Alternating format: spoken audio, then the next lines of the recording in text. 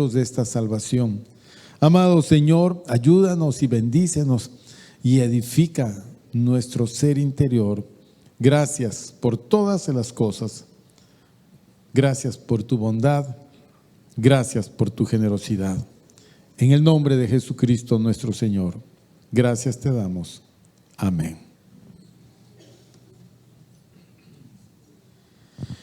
Bueno, hablamos en el primer servicio acerca de la gloria de la resurrección, lo que significa la vida eterna. La vida eterna a la cual nos referimos es aquella que comienza para nosotros cuando partimos de esta tierra. Es decir, cuando enfrentamos a la muerte, y obviamente la muerte nos va a someter, porque es el enemigo que hasta ahora nosotros no logramos vencer. Solo Jesucristo venció a la muerte y de ahí todos nosotros tenemos que lamentablemente sucumbir ante la muerte. Usted me pregunta, ¿cuál es la razón? La razón es la debilidad de nuestro cuerpo, es el tipo de naturaleza que nosotros poseemos como cuerpo, que es un cuerpo mortal, significa que este cuerpo va a morir. No está diseñado para vivir eternamente y por siempre. Porque la eternidad requiere de una naturaleza diferente y nosotros no la poseemos. Nuestra naturaleza es mortal. Si bien es cierto, Adán vivió 930 y tantos años, finalmente murió. Puedes vivir 1000 años o 10,000 años, pero vas a morir. Porque la naturaleza humana, así como nosotros la tenemos, no está diseñada para vivir eternamente. Lo que vive eternamente en nosotros es nuestro espíritu, el espíritu de la persona. Nosotros no somos el cuerpo, nosotros somos el espíritu. O sea, tú y yo somos espíritus, pero que tenemos una experiencia de vida acá en la tierra por medio de este cuerpo mortal. Este cuerpo nos sirve para vivir, transitar, morar en este mundo. El cuerpo natural nos ata de alguna manera a las circunstancias naturales. Tenemos que comer, tenemos que dormir, tenemos que hacer muchas cosas que son propias de la vida natural por causa del cuerpo. Todo se complica porque nuestro cuerpo mortal ha sido dañado por el pecado en forma total. Por eso que este cuerpo no se rescata, este cuerpo se destruye. Lo que se rescata es el espíritu de la persona. Esta atadura que he mencionado significa que nosotros estamos sujetos a las debilidades de este cuerpo. Enfermamos, sentimos aflicción, dolor, angustia, pesares, culpa, carencias, también enfermedades, hambre, frío, finalmente la muerte. Todas estas cosas las experimentamos así porque tenemos un cuerpo natural. El cuerpo natural implica también todas estas cuestiones naturales de mi alma, ¿no? El miedo, la tristeza, la angustia, son parte de mi existencia natural acá en la tierra. Cuando enfrentamos la muerte solamente nos separa del cuerpo y nosotros en espíritu tenemos que abandonar este cuerpo e ir al lugar que debemos de ir, que en este caso es a la presencia del Señor. Los justos van a la presencia del Señor. Quienes no han conocido a Jesucristo como Señor y Salvador y no gozan de la salvación por medio de la fe, ellos quedan marginados de la vida eterna y van a condenación. No es injusto, para algunos esto suena injusto. Hay personas que piensan que Dios tiene que salvar a todos. ¿Cómo puede ser posible que un Dios tan bueno y un Dios de amor tenga que condenar a muchas personas? Eso es como decir qué malos son los jueces, ¿no? ¿Por qué no libran a todos, a los sicarios, a todos, sáquenlos de la cárcel a todos, perdonen a todos?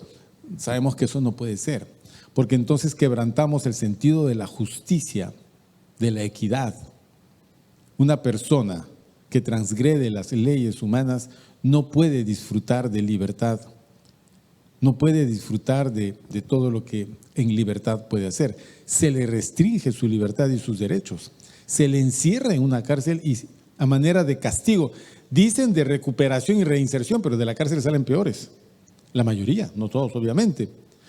Una persona que no conoce a Dios vive toda su vida ofendiendo a Dios, maltratando el nombre del Señor, burlándose de las cosas santas y haciendo por naturaleza todas las cosas que traen ira de Dios hacia nosotros, pecando. Entonces, las personas que mueren sin Cristo mueren en pecado. Igual, la muerte separa el espíritu del cuerpo y el espíritu va a un lugar especialmente para los que murieron sin Cristo. Otro lugar diferente para los que murieron con Cristo. ¿Qué pasó con el cuerpo? El cuerpo se quedó para la descomposición. Polvo eres y al polvo volverás. ¿Ok? ¿Hasta ahí todo bien, hermanos? Sí. Bueno, pues entonces nuestra cita con la muerte es ineludible. Todos vamos a tener que enfrentar ese momento. Como decíamos en el primer turno, en 100 años ninguno de nosotros va a existir, ni siquiera nuestros hijos existirán. La mayoría de nosotros seremos borrados de la memoria de la gente, porque no dejaremos nada que nos genere recuerdos para ellos. Difícil que su nombre esté en una calle, ¿no? Avenida Ángel Cuba. No creo que eso suceda. Hay una avenida Cuba que no tiene nada que ver conmigo. Ok, esa es la avenida Cuba. Me parece que eso es en honor a la República de Cuba, pero ni modo. En cambio, Petitoars, la avenida Petitoars, claro, porque ese señor, el militar francés, protegió el puerto del Callao del bombardeo chileno en la guerra con Chile. Entonces, en honor a esa obra se le recuerda. Pero después, nada. Nosotros tenemos que enfrentar la muerte. No puedes escapar de ella. No puedes. Tú puedes vivir sanamente, comer sanamente, evitar las emociones tóxicas. ¿Ok?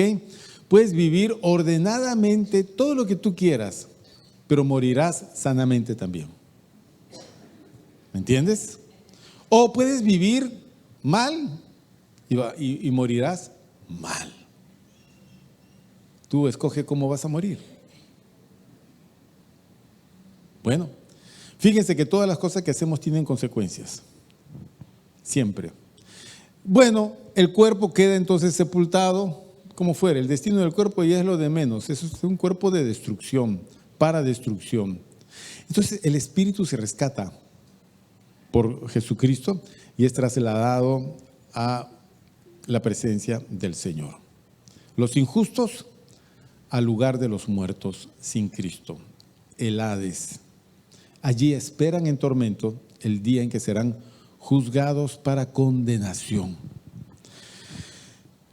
Bueno, pero en nuestro diario vivir,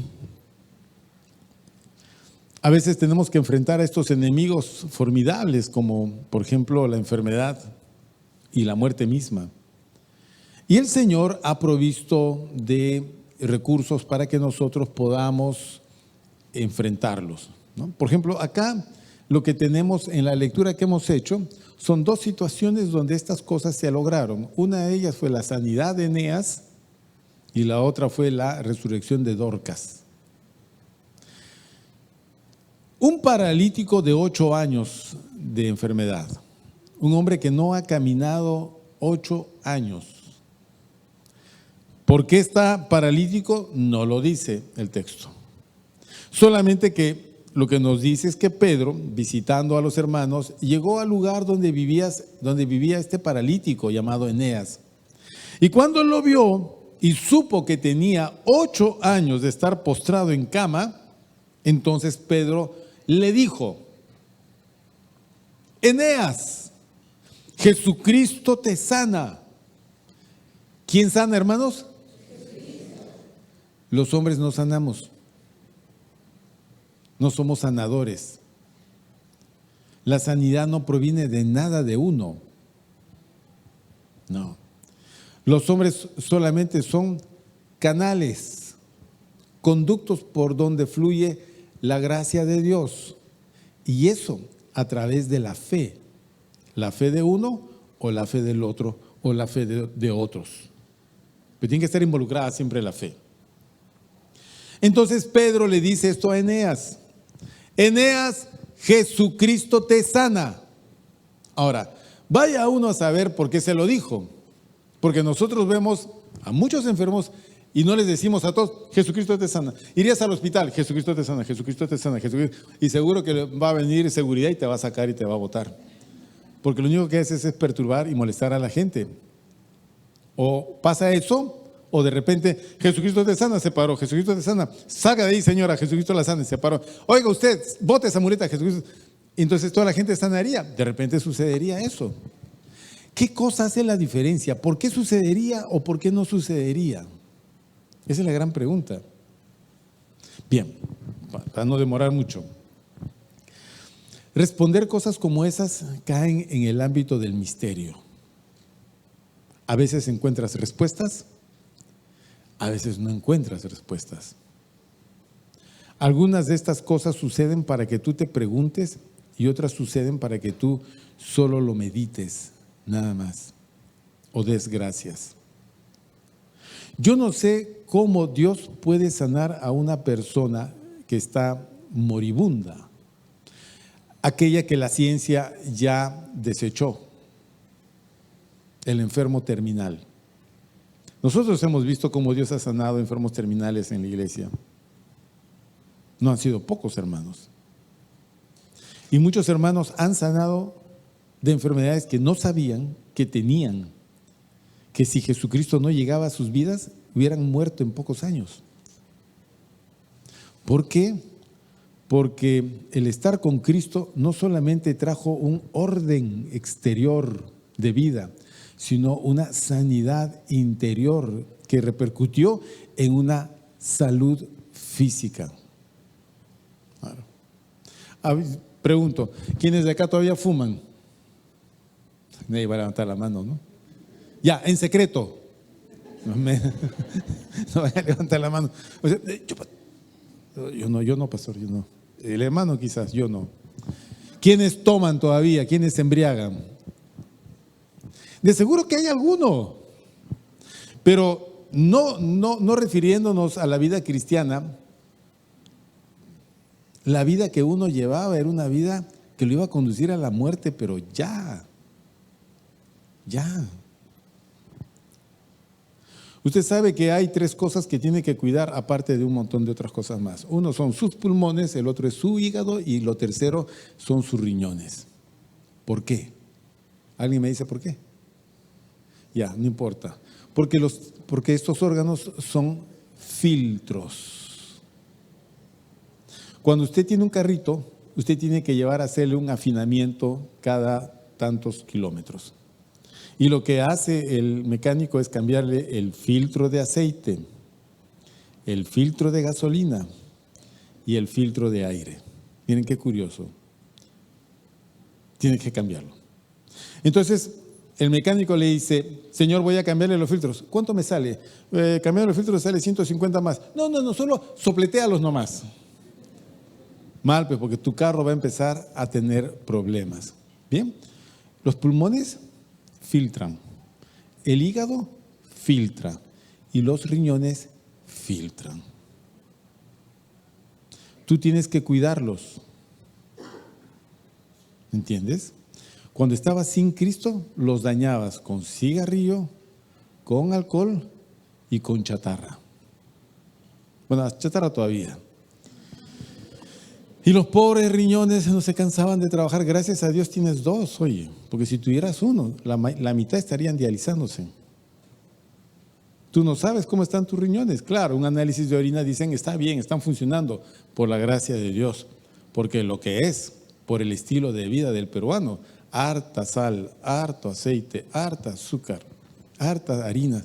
Nosotros nos hemos habituado a comer para morir. Claro. Entonces nos da un derrame, nos da un infarto, nos da diabetes, nos da una serie de insuficiencia renal, insuficiencia cardíaca, te da un problema cardiovascular. Deberíamos de vivir mejor, sanamente, para enfrentar la muerte no en aflicción y en dolor, sino como los patriarcas, ¿no? Punto. Pero eso tiene el cuerpo. Cristo lo que hace cuando viene a tu vida es ayudarte a que sanes, no solo emocionalmente, no solo espiritualmente, sino físicamente también. Para eso necesitamos seguir ciertas reglas y la Biblia las tiene. La Biblia las tiene. Pero tocando el tema imagínate Eneas, un hombre paralítico, 8 años, no había caminado. Viene Pedro y le comunica la gracia de Dios ya de forma directa hacia él. Eneas, Jesucristo te sana. Levántate y haz tu cama. Eneas en el acto se levantó, se puso de pie y arregló su cama y quedó sano. Toda la gente que conocía a Eneas se quedaron asombrados y le vieron todos los que habitaban en Lida y en Sarón, los cuales se convirtieron al Señor. Claro, ¿cómo no sentirse tocado cuando uno ve una cosa así? Claro. Entonces, ¿puede uno enfrentar estas situaciones? Claro, las enfrentas con Cristo.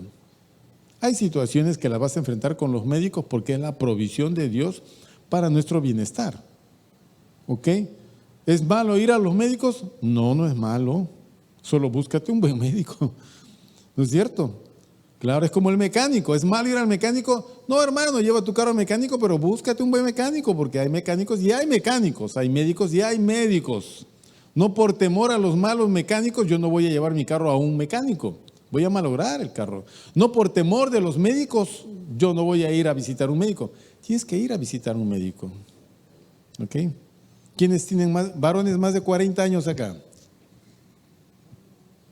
Ya vayan al médico.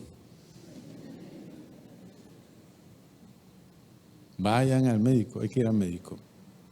Y lo que el médico diga, tú tienes que decir calladito, sí, doctor. Ok, doctor. Y usted va a hacer todas estas cosas y las tienes que hacer.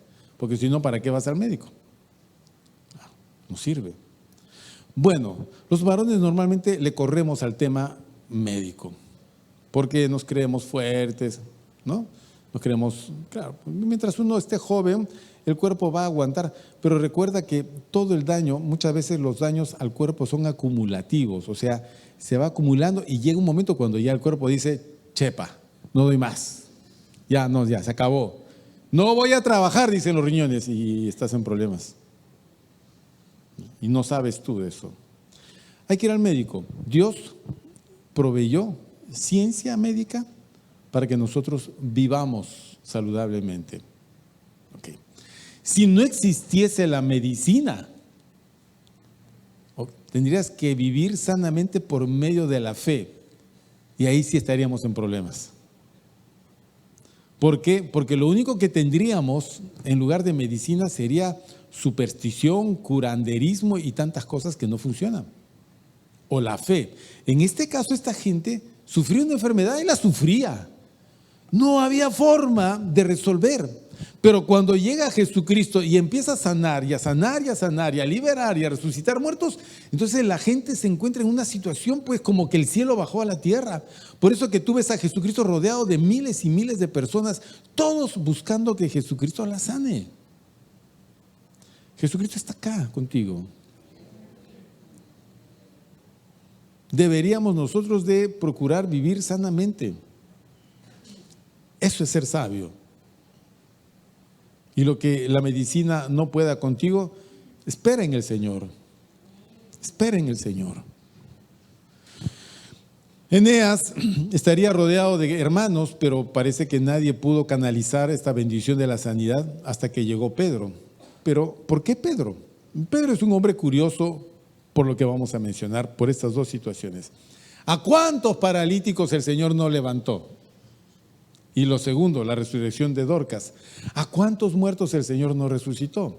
Bien, en todas estas acciones y milagros, sanidades y milagros diversos, allí estaba ¿quién? Pedro, exactamente. Pedro estaba mirando, se le abría la boca del asombro. Diría, como decimos los peruanos, lo veo y no lo creo.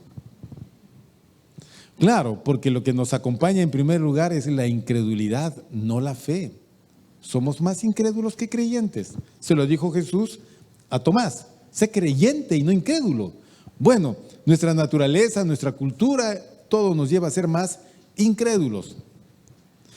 Pedro tuvo que pasar de la incredulidad a la fe. Y eso él lo atestiguó a través de los hechos que Jesús hacía. Entonces, cuando había una situación y Jesús sanaba a alguien, ahí estaba Pedro, era la lección, era la clase número tal.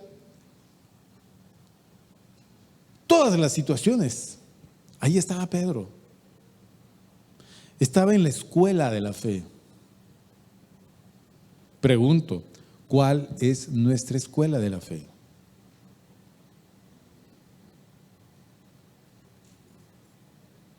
¿Cuál es, pues? Nuestra escuela de la fe no es parte de nuestra cultura. O sea, nuestra cultura no alimenta la fe, la mata, porque nos vuelve muy materialistas, nos vuelve muy carnales. No, en nuestro mundo, nuestro entorno, nuestra cultura no alimenta nuestra fe. Más bien es la búsqueda del placer, de la diversión, de la satisfacción de nuestros apetitos. No la renuncia, no la consagración, no la perseverancia, no, al revés. Si tú estás muy conectado al mundo, ya sabes que a la escuela de la fe no vas a ir. Pero si tú limitas la influencia del mundo, no se puede anular porque vives en el mundo, pero tú la limitas y empiezas a escudriñar el ámbito de la fe a través de la palabra de Dios y la meditación que haces de ella, entonces tu fe se va alimentando y se va haciendo fuerte. ¿Entendieron? Tengo que saber que se han entendido o no. ¿Entendieron? ¿Quién no entendió? ¿Quién? Carmen. Uno. ¿Quién más? Alguien que no entendió. Ya. A ver si recuerdo. Si tú te abres al mundo y dejas que este mundo entre totalmente a tu vida, te controla, te domina, alimenta en ti todo, entonces tú vas a ser más incrédulo que creyente. Si tú le pones un hasta aquí al mundo, porque no puedes salir del mundo, no puedes ir y esconderte en una cueva para huir del mundo, no sé, eso no sirve. ¿Okay? Tú le pones un hasta aquí al mundo, limitas, y luego empiezas a escudriñar la palabra de Dios y meditas en ella, entonces tu fe tiene argumentos para fortalecerse. Eso es lo que tenemos que hacer. Pedro pasó de la incredulidad a la fe porque cada día él veía una lección y un milagro y una palabra.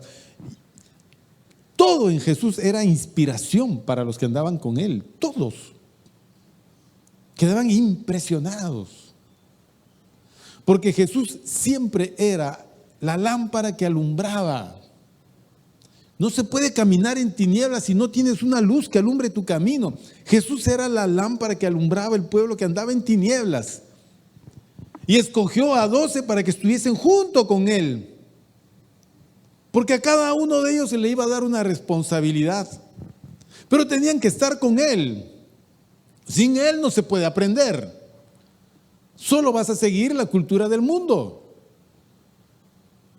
Entonces Pedro vio a Jesús cómo sanaba a paralíticos y se alimentó de esa fe. Y cómo sanaba enfermos y cómo echaba fuera demonios. Entonces Pedro era un hombre que ya no andaba en una meditación solo natural. Pedro ya sabía por el Espíritu Santo lo que él tenía que hacer, dónde hacerlo y cómo hacerlo. Esa es la diferencia. Entonces Pedro, cuando llegó y vio a Eneas, inmediatamente en su corazón él supo lo que tenía que hacer. Él supo. Porque el Espíritu Santo le dijo: hoy vamos a sanar a este hombre. Y Pedro no tenía por qué dudar.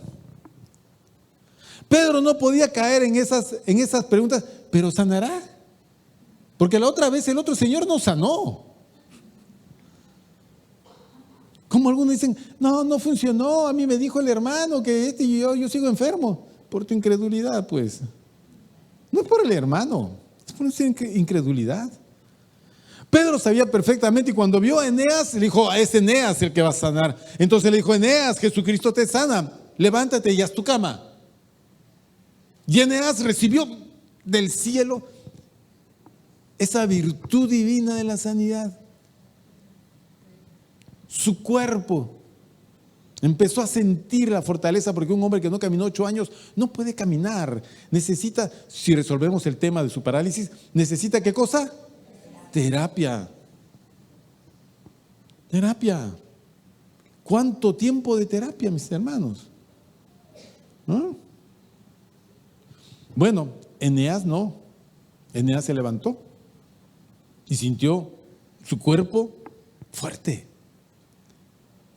Se dio la vuelta, sacudió. Hay que tender las camas, por si acaso. Sacudió toda su cama, la atendió. Estaba feliz. Y luego, me imagino yo, hay que extender un poco la imaginación. Eneas debió haber salido a la calle a correr. Si no caminó en 8 años, me pongo a correr. ¿Ah? Y la gente decía: ¿ese no es Eneas? Pasó corriendo así, como una flecha. Desde ahí era Eneas la flecha. Todo lo hacía corriendo. Como esos niñitos, ¿has visto que todos los niñitos que corren todo el día están corriendo? Te vas a caer, pum, se cayó, se levanta y sigue corriendo. Maravillados todos, la gente se convirtió al Señor. Es imposible no creer en un Dios que sana. Pero tienes que andar con el Señor que sana. ¿Ok? Porque si andas con ese que dice que sana pero que no sana a nadie, no vas a sanar nunca. Es por la fe, no por la superstición. Pero el otro caso, el de Dorcas, sí es totalmente más complicado. Porque cerca de Lida, donde estaba Pedro, una ciudad que se llama Jope, de pescadores. Allí había una hermana. Levanten la mano todas las hermanas, por favor. Ok. Levante la mano. Levante la mano. A ver, una hermana que no haya levantado la mano para sacarla acá arriba. Entonces, levanta más alto todavía. Bájenla. Una hermanita, miren cuántas hermanas hay acá en la iglesia. Una hermana llamada Dorcas.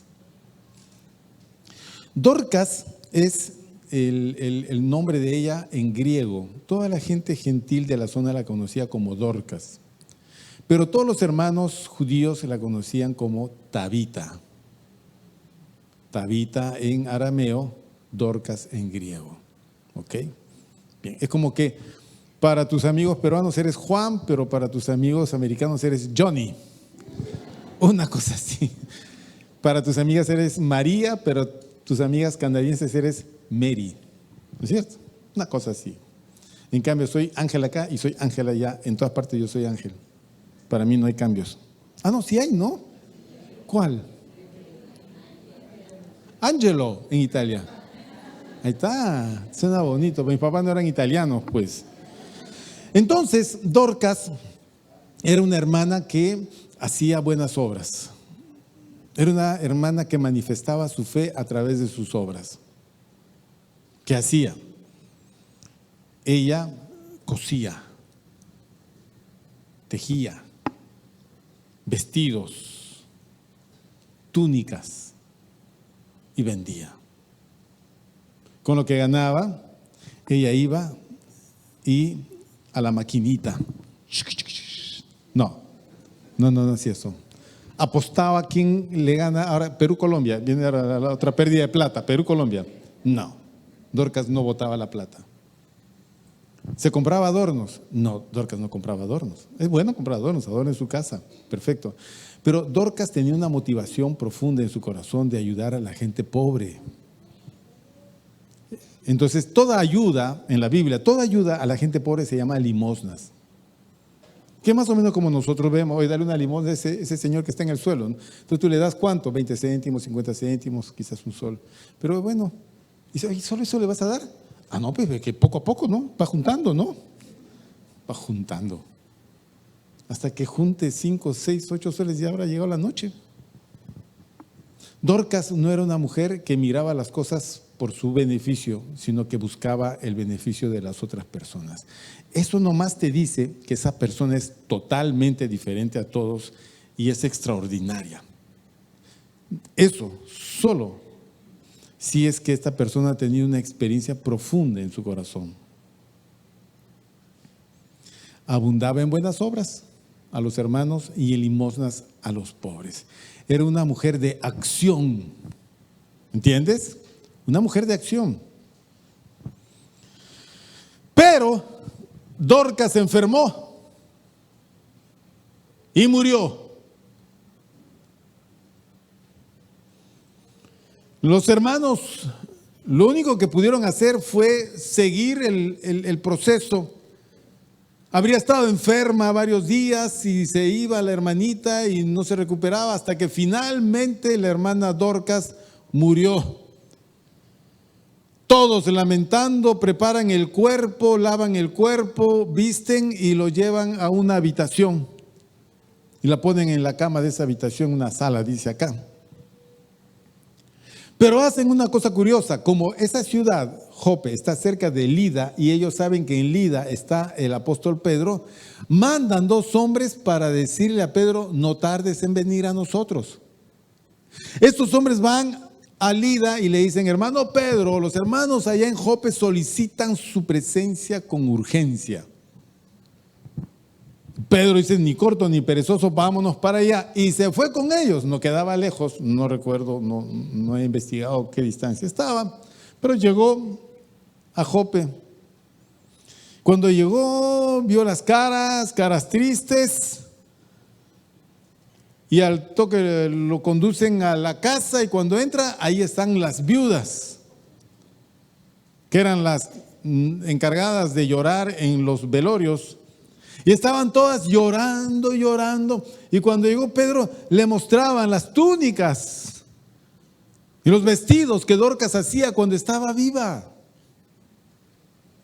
Es decir, esa gente sentía la ausencia de Dorcas, porque Dorcas era una mujer de mucha bendición. Ahora imagínense que sea la mujer más problemática del pueblo. Hermanos, no llamen a Pedro ni a nadie. No, Señor, no llamen a nadie. No oren, no vaya a ser que alguna oración salpique resurrección, Señor, que se vaya. Un poco cruel, ¿no? Pero hay personas que muchos no desean. El malo del barrio, ¿no? En un equipo de fútbol meten a alguien, ¿para qué meten a ese? Este otra vez lo metieron a ese. Y siempre hay alguien que malogra todo, hay alguien que arruina todo. En las familias siempre hay alguien que, no lo queremos ver, porque si va a ser una pachotada, va a ser una cosa, va a ser otra cosa. Ay, por Dios. No, Dorcas no era así. Dorcas, por lo que vemos, yo te voy a decir cómo, era una mujer que iluminaba a donde ella iba. Porque una persona así ilumina a las otras personas. Una mujer que tiene corazón para otros es una persona extraordinaria. Dorcas no se metía en chismes, ni en cosas que a mucha gente le gustan. Dorcas no se metía en problemas, no. Ella estaba cargada de preocupaciones Le preocupaban las necesidades de los hermanos y las necesidades de los pobres. ¿Quién se preocupa por eso? La ofrenda de víveres. Está bien, que Dios lo bendiga por lo que trae. Pero si realmente tiene usted preocupación por mucha gente que le falta, entienda que más vale la generosidad que la buena intención. Generosidad. Hay que abundar en generosidad. Porque ese es el ejemplo. Dios abundó en generosidad. Él nos dio todo. La vida de su Hijo. Nosotros tenemos que entender el principio. Dorcas lo entendió perfectamente. Entonces, Dorcas tenía a su favor la intercesión de los hermanos, pues. ¿Cómo vamos a dejar que esta hermanita se nos vaya así nomás? No, mandemos llamar a Pedro. Pedro puede hacer algo. Que nosotros sepamos que Jesucristo resucitaba muertos, lo hemos visto. Y Pedro estuvo con ellos. Pedro sabrá cómo hacer, pues. Entonces lo mandaron a traer a Pedro, y cuando Pedro se encontró con las viudas llorando y mostrándole los vestidos y túnicas que Dorcas hacía, Pedro entendía que tenía que hacer algo. Pedro no iba a decir, mis condolencias, y se iba. Normalmente eso es lo que hacemos nosotros. Damos condolencias. Pedro, versículo 40, entonces, sacando a todos. ¿Por qué sacó a todos? Aquí, ¿quiénes son los todos acá? Dígame, pues. Todos los que lloraban. ¿Y por qué tenía que sacar a todos los que lloraban? Claro. Ahí está la respuesta, aunque no la escuché, pero ahí está. Porque si vamos a entrar en una labor de fe, tenemos que sacar todo lo que pueda impedir o complicar la fe. En ese caso, las lloronas afuera. Cuando lo llevaron a Pedro ahí y Pedro vio todo, dijo, sacan a todas, por favor. Con llanto no vamos a arreglar nada. No. Es parte de la cultura de ellos, tenían que llorarle días. Y si faltaban personas, contrataban a más lloronas. Vengan a llorar. Y todas, ¿dónde es el muertito? Allá. Llegaban llorando. Se les pagaba para eso. Sacó a todos. Y luego, ¿qué hizo? Se puso de rodillas. ¿Para qué, hermanos? Para orar. Ya usted imagine su oración. ¿Cómo oraría en ese caso? Ay, papá lindo, en el problema que me meten estos hermanitos. ¿Y ahora qué voy a hacer? ¿Por dónde escapo? No creo. Dijo, bueno, Señor, sacrificio nomás, pues. Si resulta, resulta. Y si no, alguna explicación inventaré. No. Les aseguro que no. Pedro debió haber dado gracias. Gracias, Señor, porque esta muerte es para tu gloria. Ella no está muerta, solo duerme. Así que la voy a despertar en tu nombre. Y se puso de pie, se volvió al cuerpo y le dijo, Tabita, levántate. Y ella despertó, como que hubiera estado dormida y le, oye, despierta. Tabita despertó, hermanos, abrió los ojos. Y cuando vio a Pedro, se puso de pie. Y él la tomó de la mano y se la llevó afuera. Y cuando todos vieron que la puerta se abría, salía Pedro y salía Tabita caminando, por Dios. La gente se cayeron para atrás todos. ¿Qué es esto, por Dios? ¿Qué es esto? Si un día ves eso, te vas a caer. Porque nadie ve a un muerto levantarse del cajón e irse caminando a su casa. Salvo que el Señor intervenga, interrumpa esa muerte. Eso sucede cuando hay alguien que pueda creer y canalizar esa obra a través de su fe. Entonces, dándole la mano, la levantó y llamando a los santos y a las viudas, la presentó viva. Esto fue notorio en toda Jope y muchos creyeron en el Señor. Ahora vamos a ir a otro pasaje, Marcos capítulo 5. Vamos, mis queridos hermanos, que ya está avanzando el tiempo. Marcos 5. Vamos a ver la escuela de Pedro.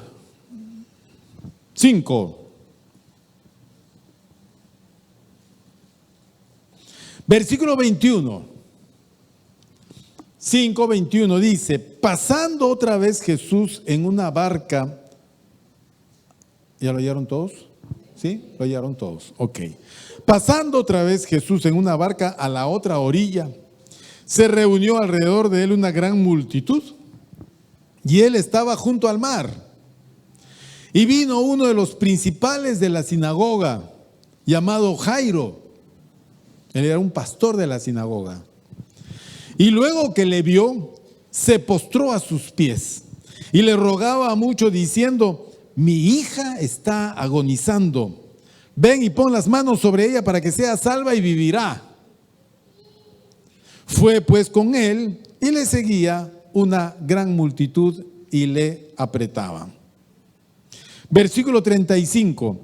Mientras él aún hablaba, vinieron de casa del principal de la sinagoga diciendo: tu hija ha muerto.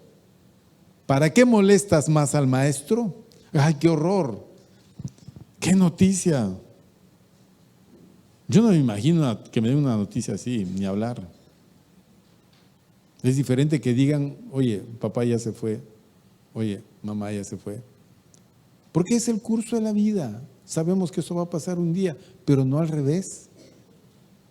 Y Jairo estaba muy preocupado por su hija, que estaba muy enferma. Y él, rompiendo toda separación, crítica o lo que la gente diga, porque él es de la sinagoga, y los de la sinagoga normalmente no aceptaban a Jesús, siempre le cuestionaban. Pero la realidad, la situación, el dolor, el problema derriba todo eso. Jairo dice: si alguien puede hacer algo, yo sé que es Jesús, porque él ya lo hizo en otro lugar. Qué importante saber que Jesús ha hecho tales cosas. Entonces él va a donde Jesús y le dice: maestro, mi hija está muy enferma, está agonizando. Ven, haz algo por ella, pon tus manos sobre ella para que sea sanada y pueda vivir. Entonces Jesús dijo: vamos. Mientras están yendo, viene la mala noticia: ya la niña ha muerto. Le dicen: ya no traigas al maestro, está muerta. Es en ese momento, versículo 36, pero Jesús, luego que oyó lo que se decía, que la niña estaba muerta, dijo al principal de la sinagoga. ¿Qué le dijo? No, todos juntos. ¿Qué dijo? Ya, solo los varones, porque escuchó solo voces de mujeres. Hermanos varones, ¿qué dijo? No temas. El temor y la fe nunca van de la mano. O temes o crees. O temes o crees. Cuando salimos de la casa, en la casa se quedan con temor. Cuídate, hijito. Cuídate, papito. Gordita, cuídate. ¿No es cierto? ¿O no? ¿No? Ve con Dios, que los ángeles te guarden, te rodeen, le damos versículos, pero más es por el miedo. Si ves una moto, corre. Si escuchas una moto detrás, te parte la carrera, no importa que sea un rápido verdadero, ¿no? Miedo. Cuando llegues a la esquina, mira para arriba, mira para abajo. Nunca cruces delante del carro, siempre por atrás. Nunca cruces. Bueno, son recomendaciones que solemos hacer y normalmente las repetimos a causa del temor que nos embarga el hecho de que nuestro familiar o el ser querido salga y no queremos que nada pase. Y tememos el niño, mi mamá, todo tememos porque la casa se quedó sola, tememos porque, no sé, pues, porque guardaste el ahorro debajo del colchón y no lo metiste al banco. Tememos. Eso es lo que le pasa a mucha gente, ¿no? Hay gente que dice, ¿para qué voy a llevar mi dinero al banco? Se van a vivir de mi dinero, dice, mejor en mi casa. Y cuando va a su casa ya no hay dinero. Ya vino el ladrón y se lo llevó. Miren, el temor le quitó la sabiduría. Lo sabio es lleva tu dinero a un lugar seguro y se acabó. Se acabó. Bueno, ese no es el tema. ¿Dónde estamos acá? La mala noticia. Y Jesús le dice, no temas, solamente cree. Bueno, con eso apuntaló el corazón de Jairo. Ok. Así Jairo no creyese, el milagro no se iba a realizar porque Jairo no creía. Jesús era la resurrección y la vida. Es decir, la muerte no podía prevalecer delante de él. Pero quiere darle la lección al papá: no temas, solo cree. No temas, solo cree. No te cargues de un sentimiento equivocado, una emoción equivocada, solo cree. Entonces llegaron, se fueron camino a la casa, versículo 37, y no permitió que le siguiese nadie, sino ¿quién? ¿Quién más? Y hermano de Jacobo, los hijos de Zebedeo. Jesús dijo: quédense todos acá. Pedro, Jacobo y Juan, vamos con el papá de la niña. Y se fueron a la casa de la niña. Bien, versículo 38. Y vino a casa del principal de la sinagoga y vio el alboroto y a los que lloraban y lamentaban mucho. Igual que con Tabita, ¿no? Con Dorcas, igual. Eso es lo que Pedro recuerda. Pedro recuerda que todo se está repitiendo. Y eso se repite en todos los velorios. Y entrando les dijo: ¿por qué alborotáis y lloráis? La niña no está muerta, sino duerme. Y se burlaban de él. Mas él, echando fuera a todos, tomó al padre y a la madre de la niña y a los que estaban con él, Pedro, Jacobo y Juan, y entró a donde estaba la niña. Ve qué importante, sacó a todos estos que se andaban burlando o llorando, a todos, sácalos. Si tú quieres cultivar la fe en tu vida, tienes que ir sacando a toda la gente que no te ayuda a hacer esa labor. No importa que hayan sido tus amigas desde la primaria o tus compinches de la secundaria, no, nada.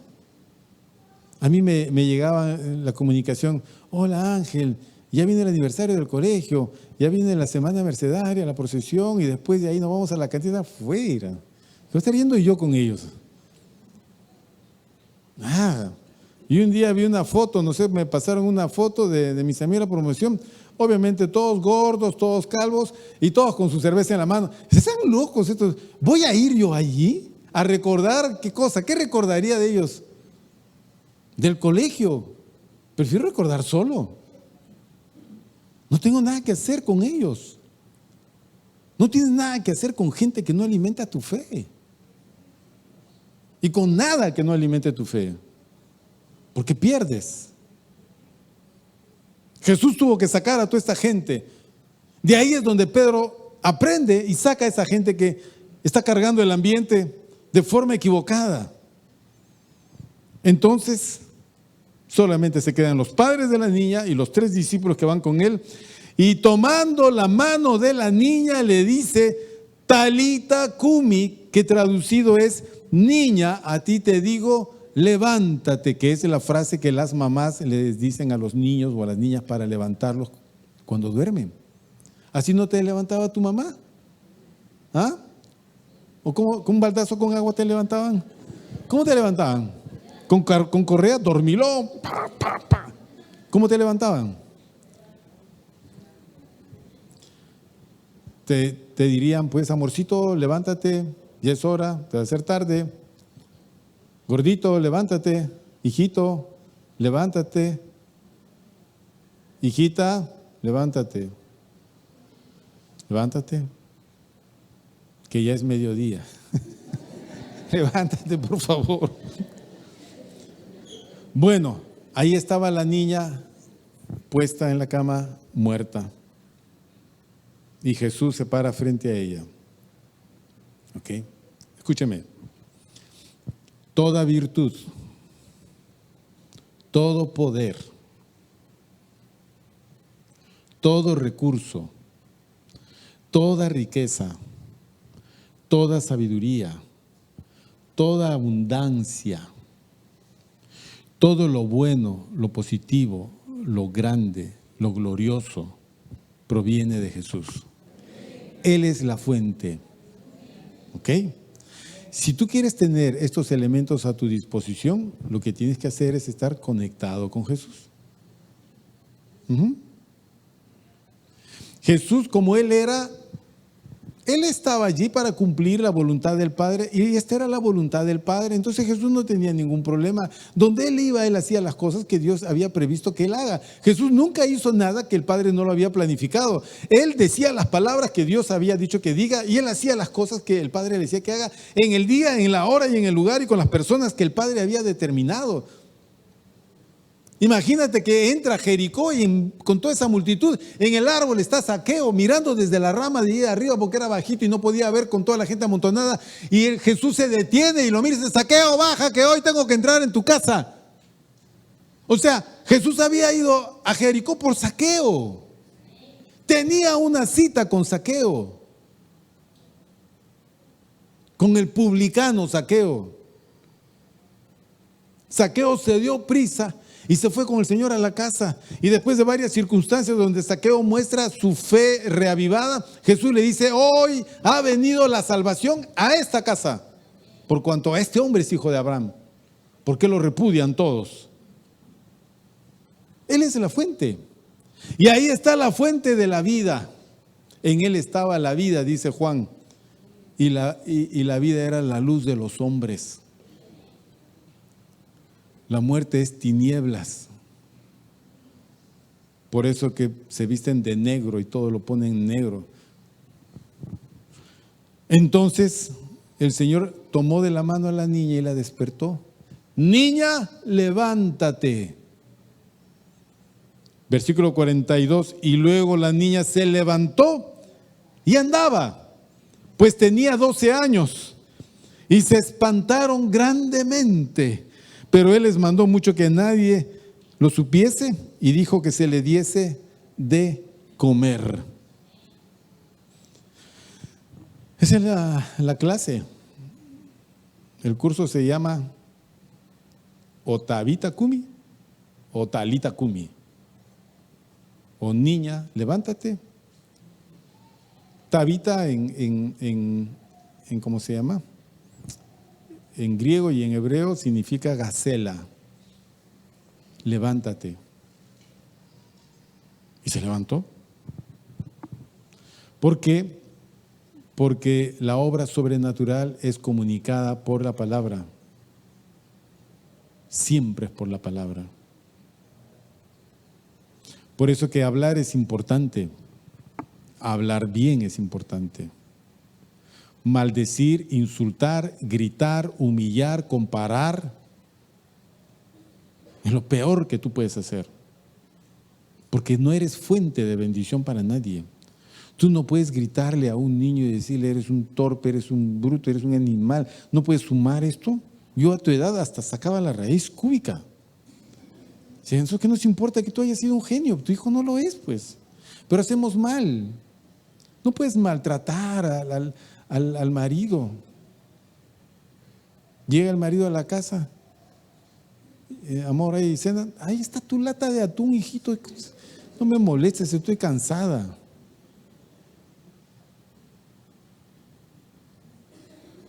No puedes. No puedes maltratar a una mujer. Tú sabes que la mujer es de las emociones más sensibles. La sensibilidad de la mujer es una complicación para nosotros los hombres. Cuando el hombre siente fastidio, ¿qué hace? Se endurece, como el charqui. Se endurece, se pone duro y difícil, callado, serio. Y todavía le preguntan, ¿estás molesto? No, no estoy molesto. Entonces, nada. ¿Todo va bien? Perfecto. Esa es la reacción del hombre. La mujer no se endurece, la mujer se entristece. ¿O no? ¿Qué dicen, hermanas? Claro. Se entristece. Yo me acuerdo del hermano Sandip. Nunca que hemos andado con el hermano Sandip. El hermano Sandip en la calle, en las tiendas, donde sea que encuentra a una persona, le habla. Pero nunca le he escuchado decir a un hombre, tú lloras mucho en las noches. No. Siempre son mujeres y le dicen, tú lloras mucho en las noches. Y ella se pone a llorar, la mujer. Porque es la verdad.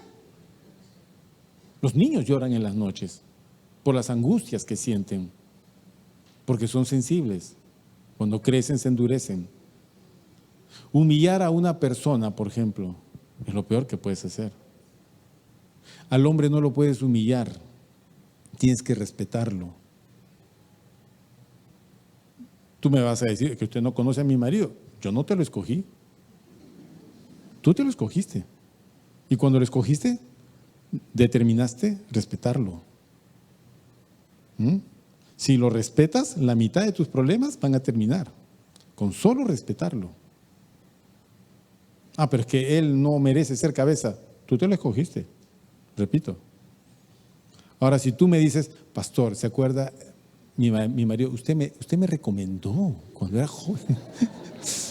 Y él es un bandido.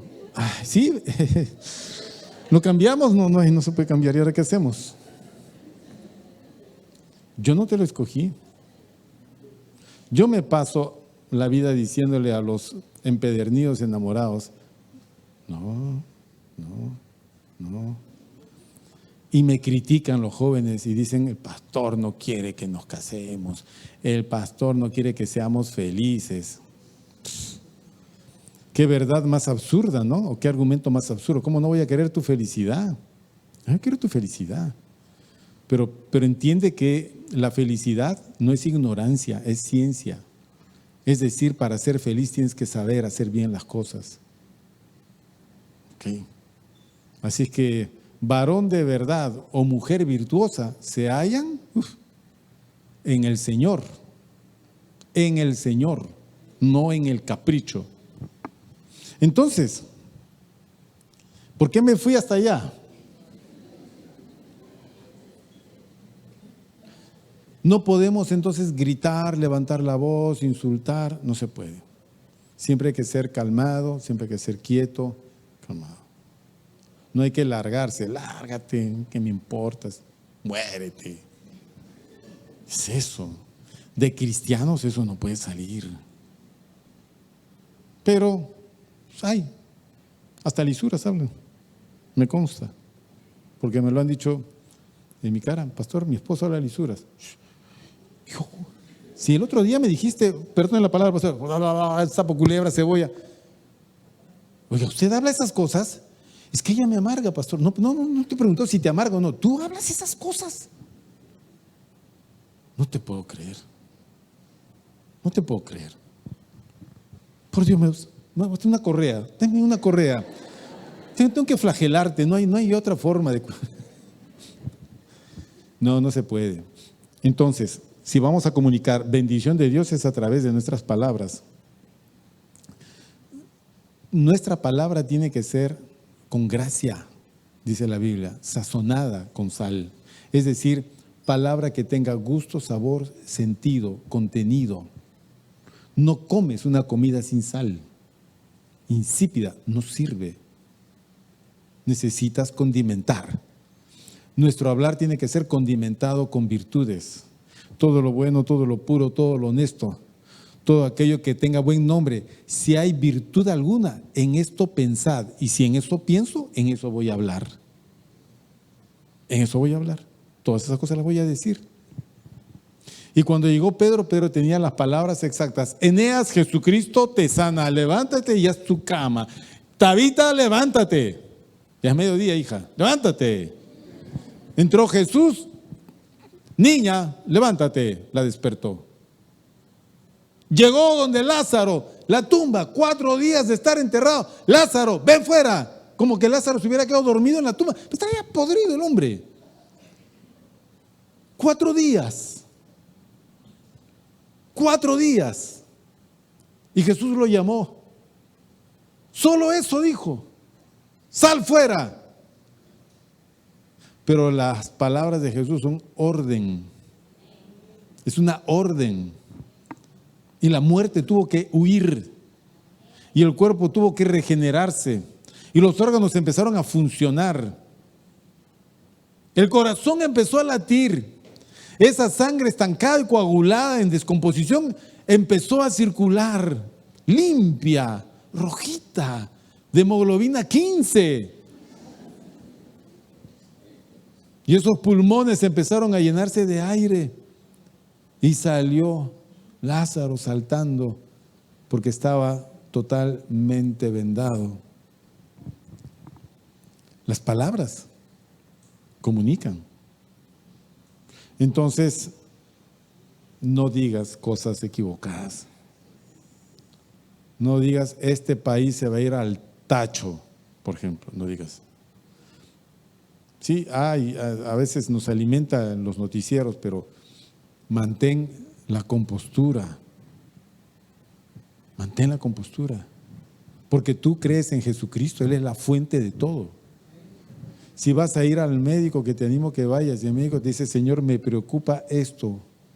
Ok, doctor, a usted le preocupa. Gracias porque usted carga una preocupación acerca de mi salud. ¿Qué tengo que hacer, doctor? Tiene que hacer esto y esto y esto. Ok. Vas a tu casa y te preguntan, ¿y qué dijo el doctor? Nada, no saben nada esos doctores. Entonces así estamos mal. ¿Qué dijo el doctor? Dijo que tenía que cortar con esto y hacer esto y esto y esto. Bueno, pues. ¿Y qué dice la Biblia? ¿Que hay que obedecer o no? Sí, eso dice la Biblia. ¿Y vas a obedecer o no? Sí, voy a obedecer. Ok. ¿Te tengo que controlar o no? No, intentaré yo solo. Ya está. Y vas a ver que vas a mejorar en todo aspecto. ¿Por qué? Porque la obediencia a ese Señor es como que obedeces a Cristo. Porque el Señor envió a ese médico para advertirte de algo. Estás obedeciendo a Dios. Obedeced a vuestras autoridades superiores. Obedeced al Rey, dice Pedro. Cuando nosotros somos obedientes en los ámbitos normales, ilegales, ilícitos, es como que estuviésemos obedeciendo a Dios. Ay, hermanos, habría más que decir, pero yo tengo un anhelo en mi corazón y es un día ver a un muerto resucitar. Yo no sé cuándo será, ni a quién será. Si seré yo el que resuciten o seré yo el que ore para resucitar, o sea otro el que ore, pero yo quiero ver eso. Yo no sé cuántos de ustedes quieran ver eso. ¿Sí? ¿No parece? No parece. Yo quiero ver eso. Yo quiero ver. A veces llego a algunos velorios y me siento y yo, si usted se da cuenta, yo no voy a ver al muertito. Nunca veo así, pobrecito, miedo. No, nunca hago eso. Nunca. Voy y digo, a ver, te fuiste fácil, te hubieras quedado más tiempo para sufrir. Hay gente que dice así, cuando ven, son duros. Yo no veo porque no quiero ver esa imagen. No quiero que eso se quede acá, porque yo sé que es la última imagen, van a cerrar el asunto y toda la vida que me hablen del hermano voy a ver su carita de muerto acá. No quiero eso. No. el día que a usted le toque partir, bueno, ese día no, pero antes, ¿no? Díganle a la familia, por favor, a mí no me exhiban, que no soy muñeco de cera. Si yo parto, me ponen en mi cajón y agarran y le ponen Soldimix a la tapa y la clavan. Nadie me ve la cara, ¿ok? Nadie me ve la cara. Que me recuerden así, porque así y más lindo me van a encontrar en la resurrección. Nadie. Y que obedezcan su voluntad. Entonces digo, ¿será esta la oportunidad, Señor, de decir, fulano, sal de ese cajón? Dios, si eso pasa, Canal 5, Canal 4, Canal 2, Canal 7, Canal 9, va a estar acá la Magali, va a estar acá todos buscando, preguntando qué pasó, este es una estafa, este es un cuento, fue mentira. Pero que lo tengo que ver, lo tengo que ver. Porque Jesucristo es la resurrección y la vida. ¿Sí? Amén, hermanos. Amado Padre, gracias te damos en